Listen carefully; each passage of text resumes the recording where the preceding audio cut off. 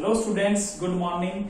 स्वागत है आप सबका doctor A B classes of physics में, जहां पे हम इस क्लास में बात करेंगे क्लास प्लस वन के लिए यूनिट 1 का टॉपिक कंजर्वेशन लॉस।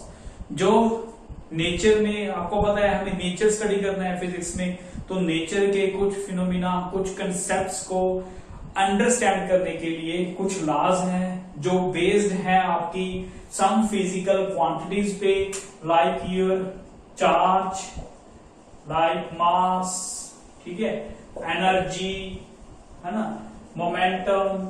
सो इन बेसिक क्वांटिटीज को के बेस पे कुछ कंजर्वेशन लॉज हैं जो हमें फिजिक्स के कंसेप्ट्स को अंडरस्टैंड करने के लिए मैटर करेंगे, ठीक है।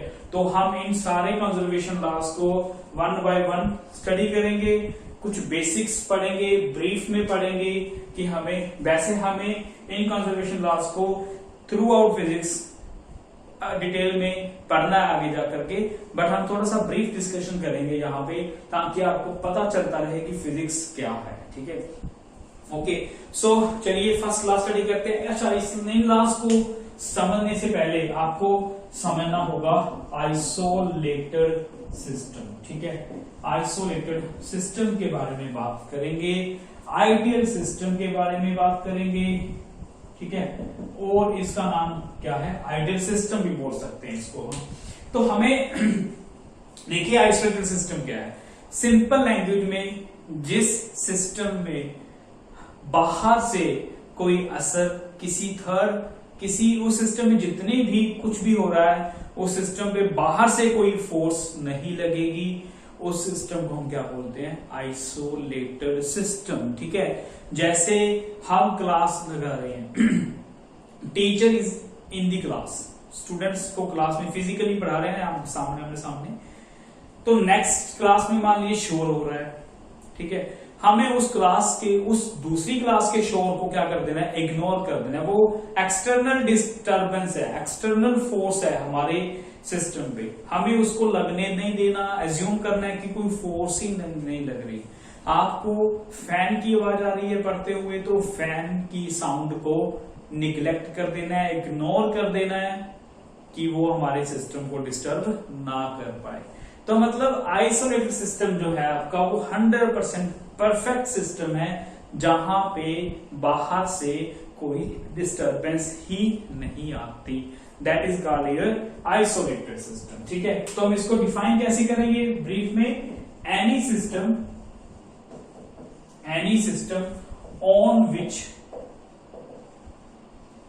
नो एक्सटर्नल फोर्स एक्ट्स, जिसके ऊपर कोई भी एक्सटर्नल फोर्स एक्ट नहीं करेगी, ठीक है, उसको हम क्या बोलते हैं, आइसोलेटेड सिस्टम बोलते हैं। तो ये सारे जो हम कंजर्वेशन लॉज अभी डिस्कस करेंगे वो किसके लिए वैलिड है, आपके आइसोलेटेड सिस्टम्स के लिए वैलिड है। मैंने पहले ही बात कर चुका हूं आपके लास्ट क्लासेस में कि हमें फिजिक्स में जो पढ़ना है वो आइसोलेटेड सिस्टम के बारे में पढ़ना है, आइडियल सिस्टम के बारे में पढ़ना है, 100% परफेक्ट सिस्टम्स के बारे में पढ़ना है। तो ये सारे कंजर्वेशन लॉज उन्हीं सिस्टम पे अप्लाई होते हैं। क्लियर? तो चलिए स्टार्ट करते हैं हमारा फर्स्ट कंजर्वेशन लॉ, ठीक है। तो जो आपको ऑलरेडी मालूम है, ठीक है, जो आप पढ़ रखे हो, फर्स्ट लॉ शुरू करते हैं, law of conservation of energy, law of conservation of energy, ठीक है। अभी देखिए आपने पढ़ रखा है थोड़ा बहुत क्लासेस में, तो हमें डिटेल में बाद में पढ़ेंगे, ब्रीफ सुन लो जितना आपने पढ़ रखा होगा। हमें इस कंजर्वेशन लॉ में क्या करना है, किसी भी सिस्टम की टोटल एनर्जी, अगर मैं मैकेनिकल सिस्टम की बात कर रहा हूं, मान लीजिए हमारे पास कोई मैकेनिकल सिस्टम है, ठीक है, मैकेनिकल सिस्टम एग्जांपल से समझाऊंगा बाद में आपको। बिल्कुल मैकेनिकल सिस्टम की टोटल एनर्जी होती है ना, that is kinetic energy plus potential energy, ठीक है, kinetic energy plus potential energy. तो उस मैकेनिकल सिस्टम की टोटल एनर्जी, जो ये मैकेनिकल सिस्टम है, इसकी टोटल एनर्जी क्या रहेगी, कंजर्व रहेगी हमेशा, ठीक है। ऐसे हो सकता है कि इस मैकेनिकल सिस्टम में दो एनर्जी है, kinetic energy plus potential energy, ठीक है। ऐसे हो सकता है कि एक एनर्जी किनेटिक एनर्जी क्या हो जाए आपकी, डिक्रीज हो जाए। जितनी किनेटिक एनर्जी कम होगी उतनी ही पोटेंशियल एनर्जी बढ़ती जाएगी, क्योंकि टोटल जो एनर्जी है वो कांस्टेंट रहेगी। मान लीजिए ये मैकेनिकल एनर्जी है, मान लीजिए हमारे सिस्टम की मैकेनिकल एनर्जी है 10 joule is unit of energy. तो किनेटिक एनर्जी है हमारे पास पहले 9 जाउल, इसकी है 1 जाउल, ठीक है। थोड़े टाइम बाद क्या हुआ, किनेटिक एनर्जी रहेगी आपकी 7 जाउल, तो 2 जाउल एनर्जी कहां गई, किनेटिक एनर्जी वो भाई पोटेंशियल एनर्जी में कन्वर्ट हो जाएगी और होगी, ठीक है। सो टोटल सम आपका उस आइसोलेटेड सिस्टम का, उस मैकेनिकल सिस्टम का कंजर्व रहेगा, वो चेंज नहीं होगी। सो जब तक उस पर कोई बाहर से फोर्स नहीं लग रही, ठीक है। तो इसकी डेफिनेशन फिर वही है कि total energy of A system, total energy, ठीक है, total energy of A system always remains conserved। क्या रहेगी, always remains conserved। या आप बोल सकते हो कि energy can neither be created, यहां पे पोटेंशियल एनर्जी क्रिएट नहीं हुई, किनेटिक एनर्जी डिस्ट्रॉय नहीं हुई, energy can neither be created nor be destroyed, it can transfer from one form to another form, ठीक है, ट्रांसफर हो सकती है। जैसे मान लीजिए वही फिर से एग्जांपल, जितना ये मैंने पेन ड्रॉप किया, मार्कर ड्रॉप किया, नीचे आया, तो यहां पे जब था तो इसकी पोटेंशियल एनर्जी मैक्सिमम थी। जब तक ये मेरे हैंड में है, ठीक है, तब तक इसकी कौन सी एनर्जी है, पोटेंशियल एनर्जी है, ठीक है, पोटेंशियल एनर्जी है। और एमजीएच फॉर्मूला इसका पढ़ रखा होगा अगर कुछ बच्चों ने, तो अच्छी तरह समझ आ जाएगा। तो इसकी हाइट की वजह से, पोजीशन की वजह से जो एनर्जी है, पोटेंशियल एनर्जी है, तो यहां पे है। जब इसको मैं छोड़ दूंगा नीचे आएगा तो पोटेंशियल एनर्जी कम होती जा रही है, क्योंकि हाइट कम होती जा रही है, काइनेटिक एनर्जी बढ़ती जा रही है, ठीक है। और इसी कंसेप्ट को यूज करके ही तो हम वाटर से इलेक्ट्रिसिटी कन्वर्ट करते हैं टरबाइन चला के, ठीक है। क्योंकि जोर से हम टरबाइन पे पानी फेंकते हैं हाई स्पीड से, क्यों, ऊपर से जितनी हाइट से पानी फेंकेंगे उतनी उसकी किनेटिक एनर्जी क्या होगी, ज्यादा होगी। वो एनर्जी टरबाइन जितनी फास्ट घूमेंगी उतनी ज्यादा जल्दी आपकी इलेक्ट्रिसिटी प्रोड्यूस होगी, क्लियर। तो ये सब यूनिवर्स में यही तो है एनर्जी कन्वर्जेंस, ठीक है। कितनी टाइप्स की एनर्जी है, एक से दूसरी, हमारे घरों में डिवाइसेस यूज करते हैं, वो एनर्जी तो कन्वर्ट कर रहे हैं भाई, ठीक है। तो चलिए, अगर टाइम लगाए तो फिजिक्स का एक ही टॉपिक पकड़ के बैठ जाएगा, उस पर बहुत समय लगता है यार, ठीक है। तो बेसिकली टोटल एनर्जी क्या रहेगी आपकी, कंजर्व रहेगी, ठीक है। तो सेकेंड लॉ चलते हैं, law of conservation of charge. Example आपको समझ में आ गया होगा, फ्रीली फॉल, इस केस का फ्रीली फॉल बॉडी में, ये फ्रीली फॉल केस है, ठीक है। तो लॉ ऑफ कंजर्वेशन ऑफ कौन सा, चार्ज की बात करते हैं, ठीक है। ये हो गया एनर्जी का हमारा, चार्ज की बात करते हैं। देखिए चार्ज में फिर वही कि for an isolated system total charge on the body remains conserve. Total charge क्या रहेगा, कंजर्व रहेगा, ठीक है भाई, क्लियर है ना। टोटल चार्ज क्या रहेगा, कंजर्व रहेगा। चार्ज क्या है, चार्ज भी आपकी एक फंडामेंटल प्रॉपर्टी है जो किसी बॉडी के पास हो भी सकती है, नहीं भी हो सकती, ठीक है। तो इसकी ना छोटी सी एग्जांपल है, प्लस 2 में डिटेल में पढ़ेंगे। प्लस 2 का काम ही शुरू चार्ज से होता है भाई, ठीक है। तो इसकी एग्जांपल है छोटी सी, मैं ले रहा हूं, आप ना वो ले लो सिंपल, जैसे अभी भी आप करते हो, छोटे बच्चे हो सब करते हैं कि हम पेन को रब करते हैं अपने हेयर से, है ना। तो छोटे छोटे कागज के पीसेस क्या कर लेते हैं, उठा लेते हैं, ऐसे ही करते हैं ना हम, ठीक है। तो रबिंग करने से चार्ज प्रोड्यूस हो जाता है, ठीक है। तो ऐसी है हमारे पास glass rod, one is glass rod, second is silk cloth, ठीक है। क्योंकि मुझे इस पे पता है अभी किस पे पॉजिटिव किस पे नेगेटिव होगा, मुझे ये पेन और पीसेस के बीच में नहीं पता चार्ज किस पे पॉजिटिव किस पे नेगेटिव होगा, यहाँ पे मुझे मालूम है, ठीक है, क्योंकि वेल नोन एग्जाम्पल है, ठीक है। तो वही एग्जाम्पल आप माइंड में रखिए, प्लस 2 में भी हेल्प करेगा। ग्लास रोड सिल्क के बीच में जब मैं बिफोर रबिंग, जब मैं इनको रब नहीं कर रहा, ठीक है, बिफोर रबिंग, रबिंग मीन्स, ठीक है, रबिंग मीन्स लाइक दिस, रब करना। जब मैं ग्लास रोड को सिल्क के कागज उसके क्लॉथ से रब नहीं कर रहा, तब उस पे चार्ज कितना है, 0। कोई भी बॉडी है आपकी, हर बॉडी न्यूट्रल है, क्योंकि हर एटम आपका न्यूट्रल है। एटम पे चार्ज, किसी बॉडी पे चार्ज तब तक नहीं आएगा जब तक इलेक्ट्रॉन्स बॉडी से दूसरी बॉडी में ट्रांसफर नहीं होंगे। तो यही वो कंसेप्ट है। बिफोर रबिंग ग्लास रोड पे चार्ज कितना है, 0।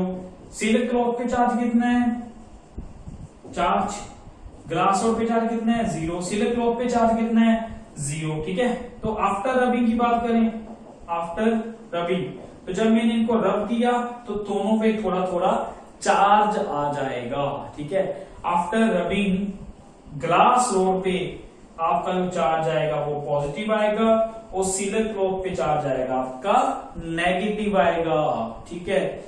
ओके, आपने कटायन अनायन तो केमिस्ट्री में पढ़े हैं ना, कि आपके चार्ज पार्टिकल क्या हो जाते हैं, मतलब जो एटम इलेक्ट्रॉन लूज कर देता है उस पर पॉजिटिव चार्ज आता है, जो गेन कर लेता है वो नेगेटिव चार्ज आता है। बेसिक्स आपने पढ़ रखा है 10th क्लास तक, ठीक है, आई नो वेल। तो पॉजिटिव, जब इलेक्ट्रॉन रिमूव होते हैं तो पॉजिटिव चार्ज, इलेक्ट्रॉन गेन करता है तो नेगेटिव चार्ज। तो यहां पे क्या हुआ, ग्लास रोड को जब मैंने रब किया सिल्क क्लॉथ से, तो ग्लास रोड से कुछ चार्ज निकल के सिल्क क्लॉथ के पास चले गए, तो ग्लास रोड के पास चार्ज आ गया पॉजिटिव, इसके पास चार्ज आ गया नेगेटिव। तो पता है जितना यहाँ पे पॉजिटिव चार्ज होगा उतना यहाँ पे नेगेटिव चार्ज होगा, इलेक्ट्रॉन मतलब, ठीक है। तो अगर 2 है तो यहाँ पे भी कितना होगा, 2। तो नेट कितना रहेगा, नेट अगेन 0 रहेगा। तो देखिए ये हमारा सिस्टम था, ठीक है, सिस्टम था जिसके ऊपर बिफोर रबिंग चार्ज कितना, 0, आफ्टर रबिंग भी चार्ज कितना है, 0। तो नेट चार्ज आपका 0 ही रहेगा। चार्ज क्या हो रहा है, चार्ज क्या हो रहा है, ट्रांसफर हो रहा है एक बॉडी से दूसरी बॉडी में, बट वो बॉडी, वो सिस्टम के अंदर हो रहा है, उसको बाहर वाले सराउंडिंग से कुछ लेना देना नहीं है। तो टोटल चार्ज आपका क्या रहेगा, कंजर्व रहेगा, कांस्टेंट रहेगा फॉर ए पर्टिकुलर सिस्टम, एक सिस्टम के लिए वो सेम रहेगा, वो चेंज नहीं होगा, ठीक है। तो ये था हमारा अपना सेकंड लॉ, फंडामेंटल लॉ, ठीक है, फिजिकल लॉ, कंजर्वेशन लॉ, जिसको हमें भाई एग्जाम्पल समझ आ रही है, कोई बात नहीं आ रही, कोई बात नहीं, तो आपको ये पता होना चाहिए लॉ ऑफ कंजर्वेशन चार्ज है क्या, इसमें चार्ज क्या रहता है, सिस्टम पे टोटल कांस्टेंट रहता है। अगर उस पर बाहर से कोई एक्शन नहीं होगा, कोई फोर्स नहीं होगा, ठीक है। तो नेक्स्ट ये हो गया, एनर्जी हो गया हमारा, ठीक है, चार्ज हो गया हमारा, ठीक है। नेक्स्ट बात करते हैं कौन सा, एक है हमारे पास law of conservation of mass energy, ठीक है, law of conservation of mass energy. तो मास एनर्जी क्या है, अकॉर्डिंग टू आइंस्टाइन, ठीक है। देखिए ये ना मोस्ट पॉपुलर इक्वेशन है आपकी ऑन अर्थ पे, कौन सी इक्वेशन है, E = mc², ये आपने सुनी होगी कभी, ठीक है। गूगल पे सिर्फ टाइप करो E = mc², बहुत कुछ मिल जाएगा। तो वेल नोन इक्वेशन है, मोस्ट बेसिक इक्वेशन है, मोस्ट फेमस पॉपुलर इक्वेशन है आपकी अर्थ पे, E = mc²। तो आइंस्टाइन ने क्या बोला कि एनर्जी मास में कन्वर्ट हो सकती है और मास एनर्जी में कन्वर्ट हो सकता है फॉर ए पर्टिकुलर सिस्टम के लिए, ठीक है। तो मास, हमारी बॉडी है, हमारा मास है, हमारी बॉडी में मास एग्जिस्ट कर रहा है, उसी की वजह से मैं बोल पा रहा हूं, एनर्जी प्रोड्यूस कर पा रहा हूं, ठीक है। तो सम मास विल लॉस्ट, ठीक है, एनर्जी में कन्वर्ट हो रहा है, ठीक है। तो ऐसी मतलब ऐसा ही है, जो हम एग्जिस्ट कर रहे हैं, हमारे अंदर कुछ नहीं है, जस्ट एक एनर्जी है, लाइट है हमारे, हम जिससे बने हुए हैं, ठीक है। सो एनर्जी ही है हमारी बॉडी के अंदर जिससे हम एग्जिस्ट करते हैं, जिससे मास विजिबल होता है आपको। So energy can convert into mass, mass can convert into energy. In simplest form आपको लिखना ऐसे है, according to Einstein, energy of a system can be converted into mass and mass of the system can be converted into energy. Clear हो गया भाई? So this is most famous equation. तो इसमें हम कह सकते हैं कि अगर सिस्टम है हमारे पास एनर्जी प्लस मास का, कुछ एनर्जी कुछ मास, तो अगर आपकी एनर्जी बढ़ेगी तो आपका उस सिस्टम का मास डिक्रीज हो जाएगा। एनर्जी बढ़ेगी तो मास डिक्रीज हो जाएगा, एनर्जी घटेगी तो मास इंक्रीज हो जाएगा। पर उस सिस्टम का दोनों का sum energy plus mass always remains क्या रहेगा आपका? वो कांस्टेंट ही रहेगा। ठीक है, एक एनर्जी कम होगी, मास बढ़ेगा, मास कम होगा, एनर्जी बढ़ेगी, सिंपल। सो ये हमारा है third law, E is equal to MC square, mass energy relation पे डिपेंड है जो।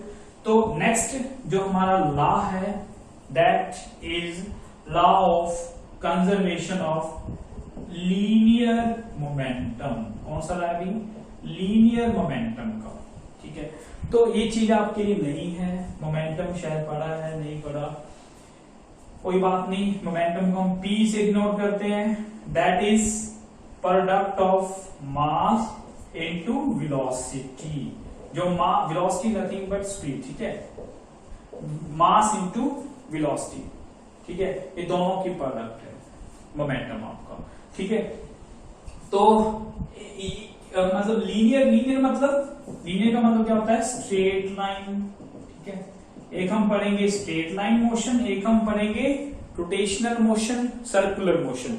ठीक है, वहां पे हमें ये काम आएगा हमारा लीनियर मोमेंटम स्ट्रेट लाइन के लिए, और एंगुलर मोमेंटम हमारा काम आएगा रोटेशनल मोशन के लिए। तो लीनियर मोमेंटम भी बॉडी का मोमेंटम तब आएगा बॉडी में अगर उसमें क्या होगी?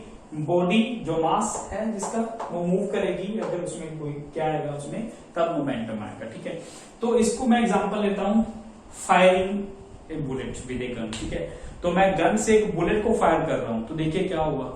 ठीक है, सिस्टम है हमारा, सिस्टम में क्या है भाई? ये सारे सिस्टम आइसोलेटेड है, गन प्लस बुलेट। ये सिस्टम में गन प्लस बुलेट है। क्लियर? तो अगर देखिए, मैं अगर स्टार्टिंग में बात करें, मोमेंटम की बात करनी है हमें, मोमेंटम तब आएगा जब उसकी स्पीड है स्टार्टिंग में, बिफोर फायरिंग, फायरिंग से पहले, बिफोर फायरिंग, फायरिंग से पहले गन मास, स्पीड लिख लो यहाँ पे, वेलोसिटी। ठीक है, वेलोसिटी देखो, तो वेलोसिटी गन की कितनी है? 0, और बुलेट की वेलोसिटी भी कितनी है? Very good, 0 before firing. क्योंकि जब मैंने फायरिंग ही नहीं की तो गन भी रेस्ट पे है, बुलेट भी रेस्ट पे है, बुलेट गन के अंदर है वो भी रेस्ट पे है। ठीक है, मूव नहीं कर रही, मूव तब करेगी जब फोर्स लगेगी, बता चुके ऑलरेडी, है ना? एक्शन में nothing happens until something moves, याद रखिए फिजिक्स में। ठीक है, तो बिफोर फायरिंग हमारी गन बुलेट दोनों रेस्ट पे हैं, तो टोटल वेलोसिटी कितनी है आपकी? टोटल वेलोसिटी कितनी है? 0। ठीक है, और उसके बाद जब हम फायरिंग कर चुके, आफ्टर फायरिंग आपने देखा होगा, फायरिंग के बाद हमारी जो बुलेट है वो हाई स्पीड से आगे की तरफ बढ़ती है और गन जोर से पीछे की तरफ आती है। क्यों आती है गन पीछे की तरफ? जितनी स्पीड से ये बुलेट आपकी फॉरवर्ड डायरेक्शन में जाएगी, फॉरवर्ड, ठीक है, फॉरवर्ड डायरेक्शन में मूव करेगी जितनी स्पीड से, उतनी ही स्पीड से आपकी जो गन है वो ऑपोजिट डायरेक्शन में मूव करेगी। क्यों मूव करेगी? क्योंकि उसे law of conservation of linear momentum conserve करना है। बुलेट का मोशन स्ट्रेट लाइन होता है तो लीनियर मोमेंटम, ठीक है। तो समझिए आप ध्यान से, तो before firing total velocity 0, after firing भी टोटल वेलोसिटी 0 वो तब होगी जब इसकी डायरेक्शन क्या होगी, एक आगे की तरफ एक पीछे की तरफ। मैथ यूज कीजिए, अगर मैं इस डायरेक्शन को पॉजिटिव लेता हूं, लाइक पॉजिटिव एक्स एक्सिस, तो इसको क्या लेना पड़ेगा, नेगेटिव लेना पड़ेगा। तो दोनों का सम क्या होगा, 0, क्योंकि सेम है, सेम वेलोसिटी है 0, तो इसका सम भी कितना हुआ 0। तो बिफोर फायरिंग भी वेलोसिटी कितनी है हमारी 0, आफ्टर फायरिंग भी कितनी है। तो वेलोसिटी 0 होने की वजह से आपका जो मोमेंटम है, मोमेंटम भी क्या हो गया, 0 हो गया, ठीक है, बिफोर फायरिंग, ठीक है, बिफोर एंड आफ्टर फायरिंग, ठीक है। क्लियर हो गया भाई। तो उस सिस्टम का, इस बुलेट गन सिस्टम का टोटल मोमेंटम क्या हो गया, कंजर्व हो गया। जितना पहले था उतना ही बाद में, 0 पहले था 0 ही बाद में रहेगा। So this is law of conservation of linear momentum. Clear, समझ आ रहा है भाई एग्जांपल के साथ साथ? Very good. तो आपको ये याद रखना है, हमें हर डेफिनेशन में ये लिखना है कि total energy conserve, total charge conserve, total momentum conserve, total sum of mass energy conserve, अगर उस पे बाहर से कोई एक्सटर्नल फोर्स नहीं लग रही। सेम डेफिनेशन जो मैंने पहले आइसोलेटेड सिस्टम के लिए की थी, ठीक है। इसलिए total energy of system remains conserve until external force is not applied. जब तक उसमें बाहर से कोई फोर्स नहीं लगेगी वो कंजर्व रहेगी, ठीक है। तो नेक्स्ट बात करते हैं लीनियर मोमेंटम के बाद सिंपल लॉ जो हमें सर्कुलर मोशन में, रोटेशनल मोशन में काम आएगा, दैट इज योर कौन सा लीनियर मोमेंटम के बाद लास्ट लॉ है हमारा एंगुलर मोमेंटम, ठीक है। एंगुलर मोमेंटम, ये मोमेंटम आप सब कवर कर लिए, ठीक है। तो लास्ट है हमारा law of conservation of angular momentum. Same जो स्ट्रेट लाइन के लिए मोमेंटम है, रोटेशनल मोशन के लिए हम उसको क्या बोलते हैं, एंगुलर मोमेंटम बोलते हैं। जैसे अर्थ रिवॉल्व कर रही है around the sun, electron revolve कर रहा है अराउंड द न्यूक्लियस, इन सबके लीनियर मोमेंटम नहीं होंगे, इन सबके एंगुलर मोमेंटम होंगे। क्लियर, तो ये भी हमारे सिस्टम का क्या रहेगा, कंजर्व रहेगा भाई। इसको समझेंगे वहां पे जब हम बात करेंगे एंगुलर मोमेंटम की, 5th यूनिट में रोटेशनल मोशन में, ठीक है। तो ये भी हमारा सिस्टम का क्या रहेगा, बिफोर एंड आफ्टर क्या रहेगा, सिस्टम का कंजर्व ही रहेगा, ये भी चेंज नहीं होगा जब तक उसमें कोई बाहर से थर्ड ऑब्जेक्ट या उस सिस्टम पे कोई बाहर से कोई फोर्स या इफेक्ट, टॉप फोर्स कुछ भी नहीं लगेगा, ठीक है। तो याद रखिए सब लॉस एक ही हमारे फंडामेंटल रूल पे बेस्ड है कि अगर बाहर से कोई डिस्टरबेंस नहीं आ रही, डिस्टरबेंस मतलब फोर्स नहीं लग रही सिस्टम पे, तो उस सिस्टम की दैट क्वांटिटी कंजर्व रहेगी। अगर एनर्जी की बात हुई तो एनर्जी कंजर्व रहेगी, चार्ज की बात है तो चार्ज कंजर्व रहेगा, मोमेंटम की बात है तो मोमेंटम कंजर्व रहेगा। ये आप बेसिक सी बातें हैं, याद रखिए, जो आपको बहुत हेल्पफुल होंगी नेक्स्ट क्लासेस के लिए, बहुत ही ज्यादा इंपॉर्टेंट है इन चीजों को समझना, ठीक है। तो टिल देन आप घर पे रहिए, अच्छे रहिए, स्वस्थ रहिए और हंसते रहिए और अपना काम करते रहिए। Thank you, God bless you.